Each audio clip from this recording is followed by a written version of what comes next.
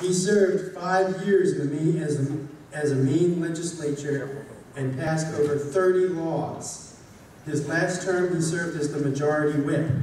Sean Faircloth is formerly the executive director of the Secular Coalition for America and has introduced Richard Dawkins on many occasions.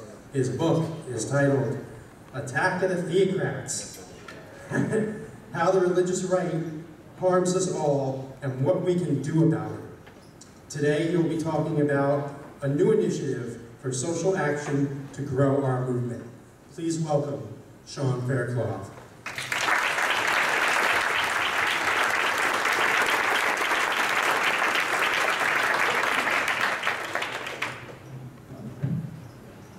Let's see if our technology works. Right. Yeah. Make sure it stays in.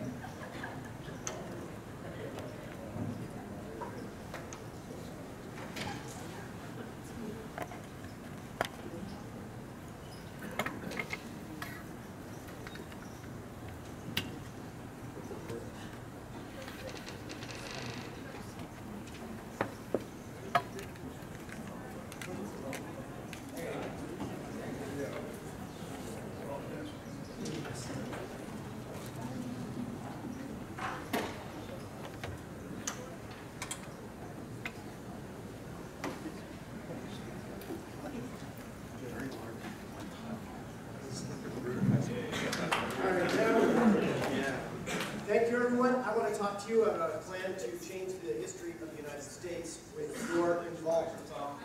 Oh, okay. Can you hear me now? All right. How's it working there? Is it better? In the back, you guys are good? You can hear me? Okay, good. Well, so we want to change the history of the United States with you being involved, and what we need is people in this room to be directly strategic about some of the things I'm going to talk about. So I want to get your ideas and your questions about it. I heard Seth yesterday make a comment about those terrible politicians, and I have to admit, here I am, lawyer, lobbyist, legislator, something that everybody loves. But I guess what I would say to you is that what we need is lawyers and lobbyists and legislators for justice. We're the ones who decide the quality of those positions, and I hope that young people in this room would consider getting involved, because think about what we faced even in the state of Pennsylvania and how maybe that could be slightly improved. There was this Senator Santorum that some of you may be familiar with. And I want to speak for justice here, justice for Senator Toomey, because of the fact that Senator Santorum is in what I call Bachman crazy overdrive. He really has overshadowed Senator Toomey, who is almost as crazy. I mean, this is the guy who said he wanted to send doctors to jail for having abortions. Send them to jail. He wanted to have a federal top-down legislation, so much for that Republican local control idea, to prohibit gay people from adopting. So really, here in Pennsylvania, we could use with some improvement. I mean, and some of you may be familiar with Congressman Joe Pitts. If you're not familiar with Congressman Pitts, he has had a historic impact in the world. I have to give him credit. During the Clinton administration, they had, through distribution of condoms in places like Uganda, seen the HIV rate go down significantly, thanks really to the efforts of Congressman Pitts working with the Bush administration. He stopped distribution of condoms largely in Africa, and the HIV rate, thanks to him, went up in that region. Historic results from a member of the U.S. Congress from the state of Pennsylvania. How did we get here? Because it didn't always work that way. And it didn't always work that way in the Republican Party. I often quote in my book Barry Goldwater, Mr. Republican, Mr. Conservative, who said, and I quote, "I have no respect for the religious right." Something happened. Something happened in the history of this country. And for those of us who've been hanging around these last 3 decades or so, we kind of accept it as this is the norm. This is how it always has been. But that's really not true. And a lot of the credit goes to those on the religious right, because they put it together and organized. I served 10 years in elective office, particularly during my 6 years on the Judiciary Committee, where we had jurisdiction over women's rights and LGBT rights. We would have people who would come and testify before us. Never once, 0 times, did anyone come and testify before our committee and say, I'm with a secular organization, please vote this way. But the religious right, including in my home state, went way up in the Northeast. You heard from the religious right day in and day out. But you know what? That's not the key. Lobbying is not the key. I've been a lobbyist at the state and federal level. And I can tell you, you can go into a room and come up with the most brilliant idea for your explanation for your lobbying position. It does not matter. Because the politician looks at you in 2 distinct ways. Numbers of dollars and numbers of people. And what the religious right did was bring that together. And they did it in a way that at the time was totally surprising. If you went back in time to the 1960s and asked people, including the religious right, what was their power in American politics, they'd say nowhere, because it wasn't anywhere. It wasn't influential with the Jack Kennedy crowd or the Barry Goldwater crowd. Things changed because they came up with a mechanism to fight beyond their weight class. And what I want to talk to you about is how we can do the same in reverse.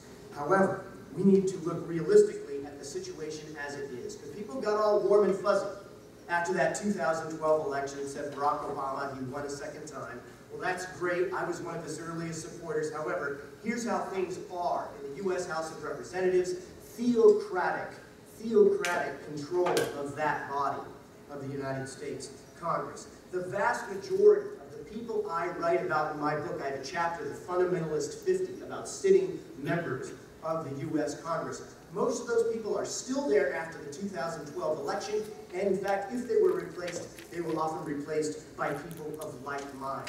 That is the situation we are facing. And for me, 10 years at the state legislative level, 10 years where often the state legislatures have the most influence on your life, I can tell you that control, again, is a control that is largely a theocratic control.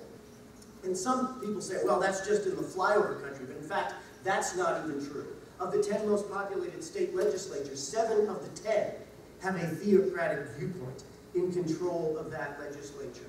That's the situation that we're facing in this country. And it's sad, particularly at the legislative level. If you go down to the mall over here and you say, all right, name your member of the U.S. Senate, I bet a lot of people won't know the answer. But when you get down to U.S. House, fewer. And when you get down to state legislature, where so many of the decisions about your life are made, very few people even know the name of who these people are. Which leads me to Faircloth's law of down-ballot money.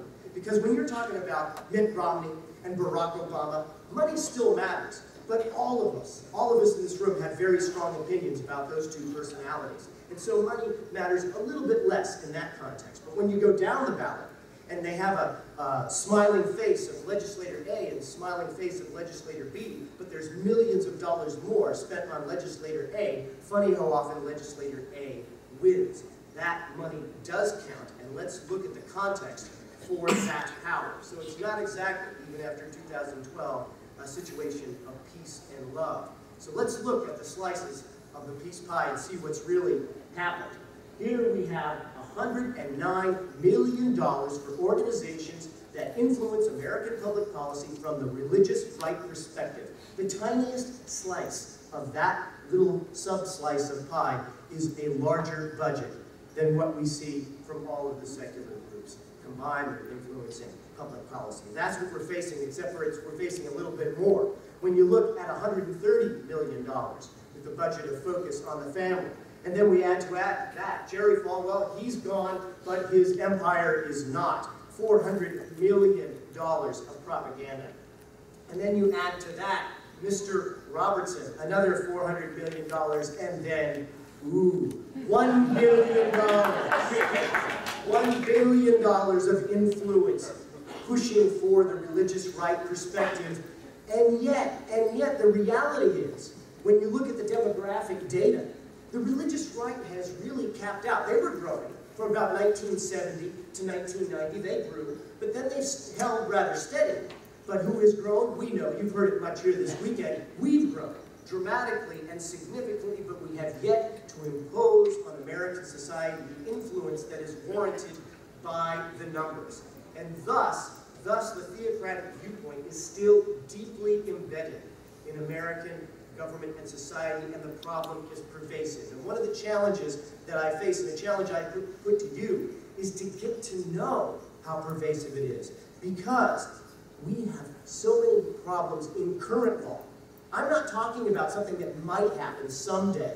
I'm talking about the current law. In my book, I offer a 10-point vision of a secular America, and unfortunately, every single one of those 10 points are to redress an injustice to human beings based on religious bias in American law. And I want to be very clear about what I'm discussing here and very precise.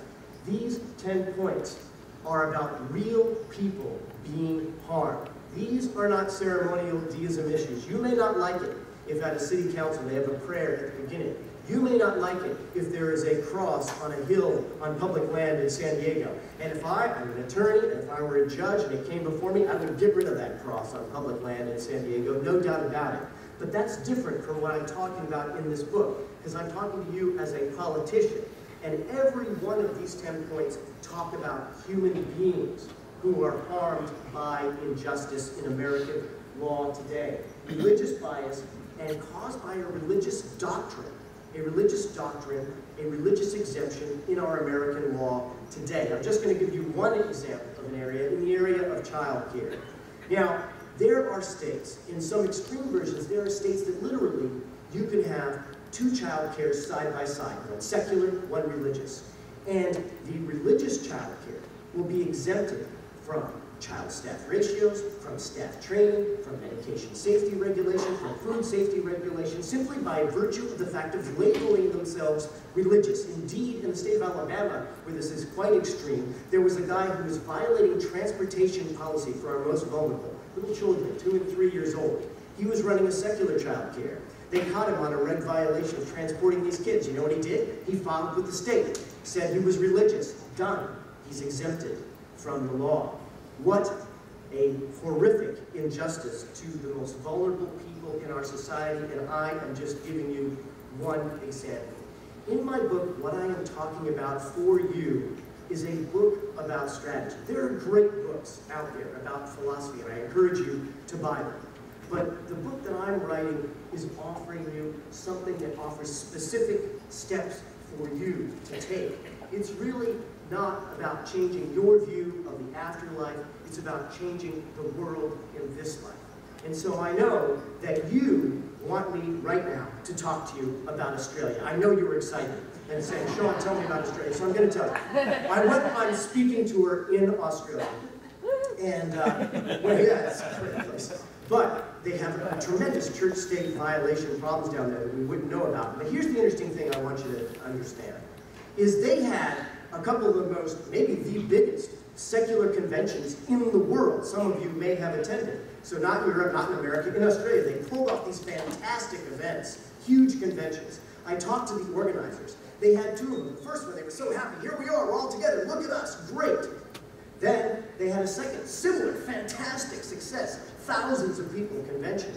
But the organizers said it wasn't quite the same the second time. It was great, it was fun, it was exciting, but there was this questioning, this longing of, all right, yeah, we're here now. What do we do now? What do we do that's going to affect the rest of society? And after my tour down there in Australia, they, for the first time, organized national secular groups focused on policy change in Australia and New Zealand, and I'm going to be working to make sure that happens all throughout the world.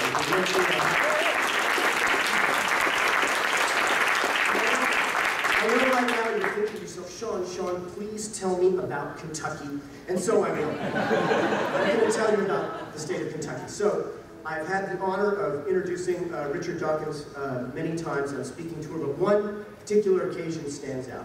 We spoke in rural Kentucky, Eastern Kentucky University. I had never heard of Eastern Kentucky University before we went there to speak. And for those of you who want a geography lesson on Kentucky, Eastern Kentucky University is about 2 hours from the big city of Kentucky, Louisville. And so you were really out there in true Bible Belt land, okay? we put out a little notice, Richard Dawkins is coming. 2,300 people show up in the Bible Belt to see Richard Dawkins. And it was exciting. They were excited to see Richard Dawkins. They were excited to see 2,300 of each other in the Bible Belt. Very excited about that. But here's the thing I want you to take notice of, is I gave a speech where I outlined each of the 10 points, of the 10-point vision of a secular America, and we had them roaring Jerry DeWitt style for a secular America in this rural place. So there's a real longing in places you might not expect for change, and Richard Dawkins can be a catalyst for this. And so I know you were saying to me, Sean, tell me about Iowa. And so I'm going to tell you about the state of Iowa. Because Richard Dawkins has committed, on behalf of this new project that I'm going to present to you, to come to the state of Iowa for something that really, I think, will be historically transformational and in which each and every one of you can be involved. But first, I want to go back for a little history lesson. Some of you may be familiar with a nuclear engineer from a while back. His name was Jimmy Carter. Now, Jimmy Carter, some may think he was a good president, some may think he was a bad president. Everybody knows he's a great ex-president, regardless. But Jimmy Carter, even if people don't think he was the best president, he ran one incredibly strategic campaign to get to be president. People forget now, he was not known at all in America like a year and a half before he became president of the United States. How did he do it? He ran this sort of sneak attack campaign in the state of Iowa. For those of you who know American history, Jack Kennedy, Dick Nixon, did they go to Iowa? No, there was no such thing as Iowa. No one paid any attention to the Iowa caucuses whatsoever. Jimmy Carter had this strategy. It was called the Peanut Brigade. And he bussed in people from Georgia to Iowa, not Iowa residents at all, bussed them all in while none of the press was paying any attention, and took that Iowa caucus, catapulted him into the mainstream media, and that's how he became president of the United States of America. Now I want to talk to you about how things have changed by showing you someone who's not a nuclear engineer, Michelle Bachmann. Here is Michelle Bachmann. Now I've traveled many times doing a recon, if you will, for this project, and notice Michelle Bachmann here. Michelle Bachmann with her corn dog, which is at the Iowa State Fair. Notice something. It is not snowing. The Iowa caucus is in January. This is many months before the Iowa caucus. Now, I don't know how well you can see here in this image, but look who's behind her. Reporter after reporter after reporter, many, many months before the caucus. Michelle Bachmann, let's face it, she never was realistically considered to be a possible nominee of the Republican Party, much less a president of the United States. She swarmed with reporters many months before the effort, and I was really struck by this because I would show up in Iowa to watch the caucus process, and it was remarkable. I go to these events, I go to Ron Paul events where they have those young, dope-smoking kids who apparently don't read any of his other positions besides on marijuana. And I go to the Mitt Romney efforts. I go see all these things, and it's amazing. I'd sit down in a room somewhat like this, with maybe crowds somewhat similar to this, and I'd say, hi, how you doing? Nice to meet you. Where you from? Well, I'm from Madrid. I'm a reporter from Madrid, from Tokyo, from London, from all over the world, New York, you name it, packing in this room. And actually, when you remove the reporters from the equation, a lot of times, these crowds were not that large. And you really have a situation where you've got 9 months of a captive audience of reporters, with more reporters per capita than any place else on earth. And these reporters are looking for a story, and we are going to give them one. It is called the Get Religious Bias Out of Government Campaign Plan.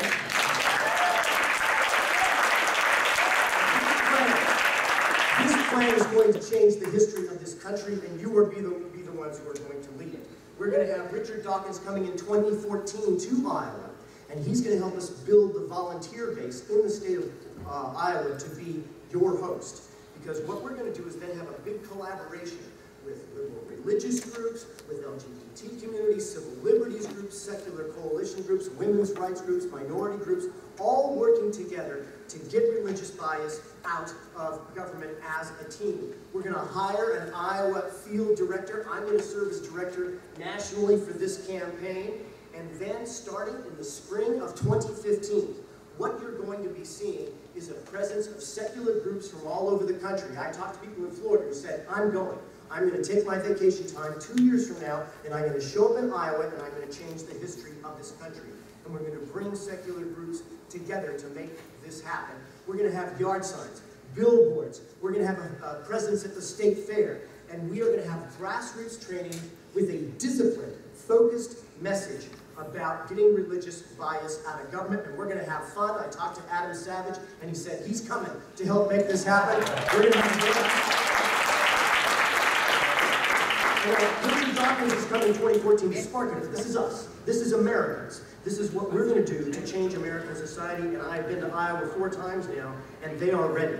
They are excited, the secular groups, and we have people, ministers, rabbis, others, standing side by side with us, saying get religious bias out of government, and it's going to be a change. And then what we're going to see is organized teams from Washington State, from Pennsylvania, from Maine, coming in, charting out the weeks from the 9-month period before that caucus and showing up with those t-shirts. When there's some obscure candidate for president in Dubuque at a coffee shop, we're there with our t-shirts, with our questions. And we're going to get on national media and international media with a focused and disciplined message. Because this 10-point vision of a secular America, what it offers is we show the human harm. We're not arguing at this point about whether or not to be religious. That's a very welcome debate. You can have that debate, but that's not what this is about.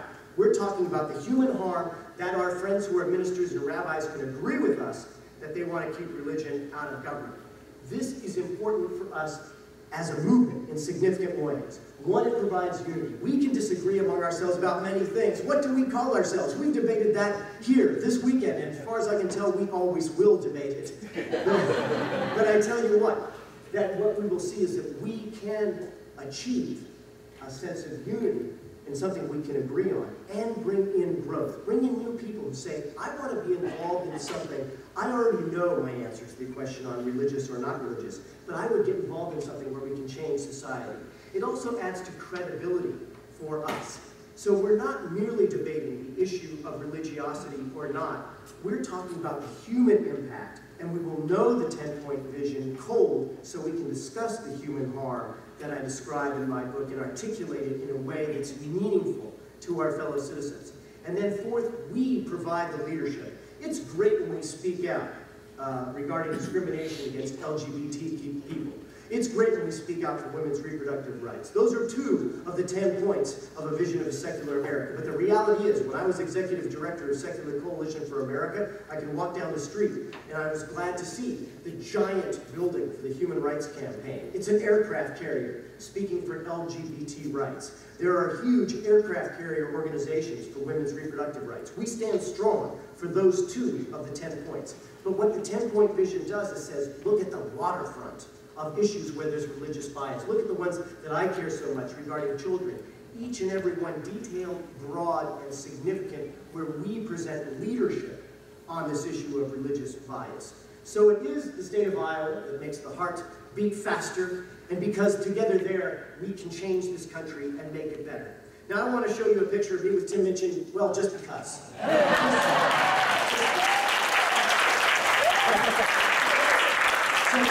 These are fantastic, wonderful. I think Jamila was right, 1995 with the Million Man March. Fantastically successful effort. I looked at estimates on Wikipedia, I'll take that source, of about 800,000 who showed up for the Million Man March. Now that's about 3 times as many as showed up for the March on Washington, which recently celebrated its 50th anniversary. And as successful as the Million Man March was, and as significant as it was, the March on Washington was this confluence. And it wasn't so much the numbers of people as it was the confluence of people with the right cause at the right time with a very specific and directed and historic message. And I think a lot of times reporters for us, we got some press for the reason rally, it was terrific. But I think we can get even more press if we take the reporters and bring the story to them. We bring us to the media, and frankly, they are a captive audience in the state of Iowa, and we are going to show them not only who we are, which we will show, but also what we are going to do that's going to better the rest of our society. So party in Iowa with Adam Savage, a party to change the world. I can tell you the best bar is not New York, it's the High Life Bar in Des Moines, Iowa. So it's a great place, but what we're going to be doing when we're having this fun is something historically significant. Our goal is to capture the attention and the imagination of the media about an organized, articulate, diverse counterbalance to the religious right that includes liberal religious people, but was initiated by us. And that is a story.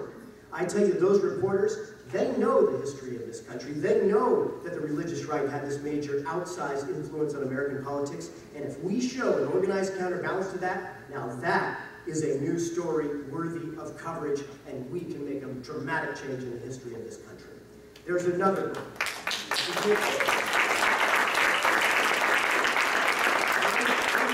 I think the second goal is equally important for us, and that is inspired growth for this movement. Let's look in the eye. We have seen the internal circular firing squad approach within this movement.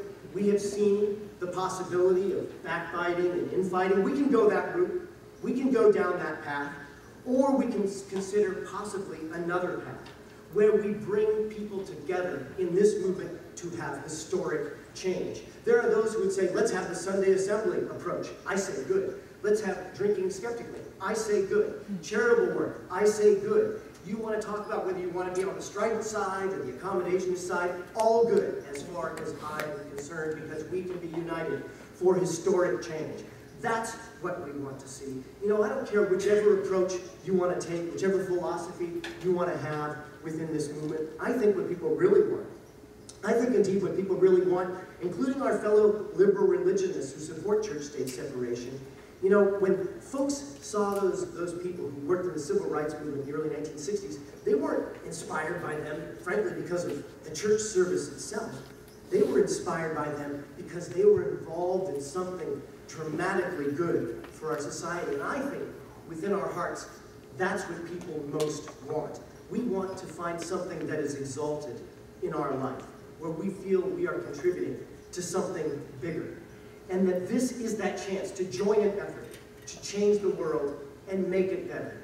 And we are the majority. I joked earlier, or commented earlier about Senator Toomey and others that are the sad representation of Pennsylvania, but I think we'd rather go with people like Kevin Bacon, who doesn't believe in God, and he wrote a rock song called First Freedom First. By the way, all people who are not religious have torsos like this.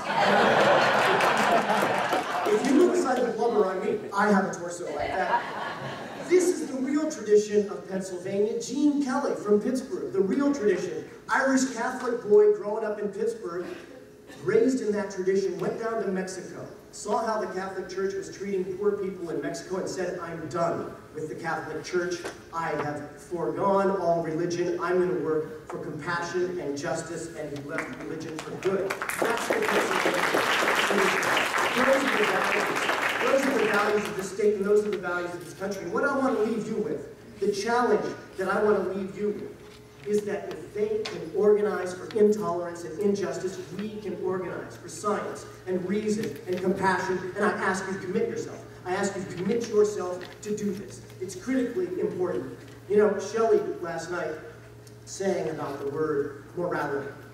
She used that word morality. And you know, when I was in the state legislature, I would have those religious right folks who would come and lobby me, and they would use that word, morality. And when they used that word morality, the implication was that people like me, who supported women's equality, who supported LGBT rights, that somehow I was on the other side of that word, morality.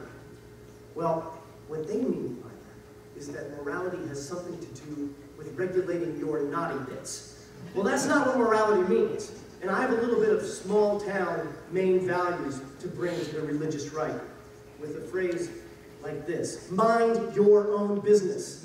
Mind your own business. And what we really need to look to, and what Shelley was singing about, is something much more profound. You know, when I was very little, and in my parents' time, there were giants who walked the earth. One giant was 5'6", and his name was Martin Luther King. And another giant was 5'9", and his name was Robert Kennedy. And during those years, those two men knew. I don't mean they knew abstractly. I don't mean that they knew as some vague possibility. They knew from verified FBI reports, they knew from police reports that there were people out there planning to shoot and kill them. They knew it for years, both of them. They had no Secret Service protection in either case. And they used the word morality all the time. They used it every day. And when they used the word morality, and when they risked their lives, they were speaking for those who were left out. They were speaking for those in the shadows. They were speaking for the cause of justice. And that is what we are going to do. It is now our time for that great cause, where we can come together and change the history of the United States. If we are willing to rise above the pettiness, if we are willing to rise above and do something together that will exalt this movement and exalt the history of this country in a way that is truly transformational. I am asking you, the people in this room, put your hands together. If you're willing to take a week, a couple of years from now, to go to the state of Iowa and help change the history of this country, will you be willing to do it?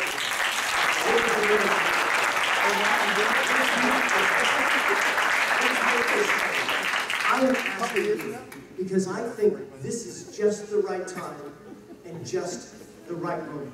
I am devoting my life to this cause. If Richard Dawkins can say, I'm going to go to Iowa to kickstart this in 2014, then I think we can all plan to go to Iowa. And I'm asking every one of you in this room to say, listen, Sean, in fact, here's my email right here.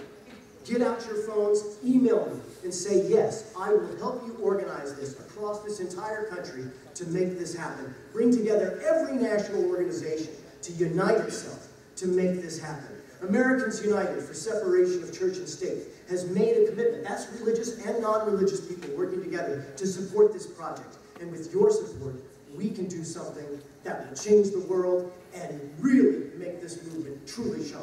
Thank you very much.